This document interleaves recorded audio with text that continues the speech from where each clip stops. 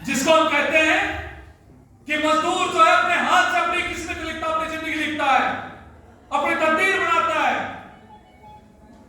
वह तकदीर आज का दिन जो है, जो हमारी सत्ताओं के हाथ में, राज के हाथ में, आज उस राज में एक ऐसी पार्टी बैठी है जिसका मजदूरों की, मेहनत करने वालों की जिंदगी से कोई लेना देना नहीं। आज हालत क्या है? हम तो सब कामगार लोग हैं, मजदूर लोग हैं। हमारे बेटा बेटी की हालत क्या है? हमारे में से तो कुछ थोड़े बहुत पढ़े लिखे हो, कम ही होंगे, ज्यादातर पढ़े, लेकिन हमारे बेटा बेटी तो पढ़े लिखे हैं। उनकी रोजगार की क्या हालत है? आज दुनिया में, देश में आजादी के बाद ये पहली बार है बेरोजगारी सबसे ऊपर है, सबसे ऊपर देश में। इससे पहले इतनी बेरोजगारी कभी नहीं रही। हमारा हरियाणा बेरोजगारी के मामले में तमाम प्रदेशों में टॉप पर है। ये ऐसा क्यों हो गया? जो बीजेपी, जो उसके प्रधानमंत्री पद के उम्मीदवार थे उस समय नरेंद्र मोदी, वादा तो एक करता है कि हर साल 1 करोड़ रोजगार देंगे। आज क्या कह रहे हैं? आज वो रोजगार की बात नहीं कर रहे हैं। आप उनका 15 अगस्त का भाषण सुनो जो उन्होंने लाल किले की प्राचीर से दिया। उन्होंने कहा इस बात को भूल जाओ कि सरकार आपके लिए क्या करेगी, बल्कि आप जनता की जो भूमिका है, रिस्पॉन्सिबिलिटी बताओ, आप क्या करोगे। उल्टा हो गया। वो कह रहे हैं देश बदल रहा है, देश बदल रहा है। 70 साल में कुछ नहीं हुआ तो वो आज हो रहा है, ऐसा बीजेपी दावा करती है। नरेंद्र मोदी दावा करते हैं, हरियाणा के मुख्यमंत्री दावा करते हैं। ये सही बात है कि देश बदल रहा है। तो 70 साल में नहीं हुआ, वो अब हो रहा है। क्या हो रहा है? अरे आजादी का आंदोलन था। आजादी के आंदोलन के अंदर हमारे पूर्वज जो शहीद हुए, किस बात के लिए?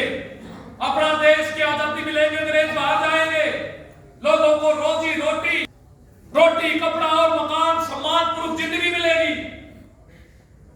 लोग इस बात के लिए लड़ रहे थे। हमारा देश आजाद होगा, सबको रोजगार मिलेगा, सबको रहने के लिए छत मिलेगी, कोई भूखा नहीं मरेगा, सबको पढ़ाई का अधिकार होगा, पढ़ने के लिए सरकार जो है वो कदम उठाएगी, कोई बीमारी से नहीं मरेगा। और ये जो छुआछूत है, जो ऊंच नीच का जो हमारे समाज के अंदर सदियों से एक वातावरण बनाया गया, हमारे धर्म ग्रंथ लिखे गए, एक हिस्सा ऐसा कि जिनको छूने से धर्म भ्रष्ट हो जाता है, ऐसे प्रथा जो है सदियों से चाहिए, गैर बराबरी खत्म होनी चाहिए, इसलिए लोग लड़ रहे थे। आजादी के आंदोलन के अंदर, उससे पहले समाज सुधार आंदोलन के अंदर महात्मा कबीर, ज्योतिबा फुले, सावित्रीबाई फुले, रविदास, गुरु रविदास, बाद में अम्बेडकर जी आजादी के आंदोलन में जिन्होंने समाज सुधार का एजेंडा प्रमुखता से रखा, और आजादी के पैमाने भगत सिंह, राजगुरु, सुखदेव, जिन्होंने कहा ये गैर बराबरी पर आधारित जो समाज है ये नष्ट होना चाहिए, ये जो और पुरुष के बीच में जो भेदभाव है ये खत्म होना चाहिए, जो जात ऊंच नीच का जो भेदभाव है ये खत्म होना चाहिए, सबको जो है जीवन में विकास के समान अवसर मिलने चाहिए।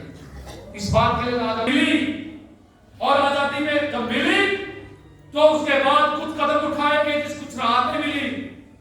लेकिन आज जब बीजेपी कह रही है, क्योंकि बीजेपी 70 साल के बाद राज में आई, वो ये कह रहे हैं कि 70 साल में ऐसा नहीं हुआ जो अब हो रहा है।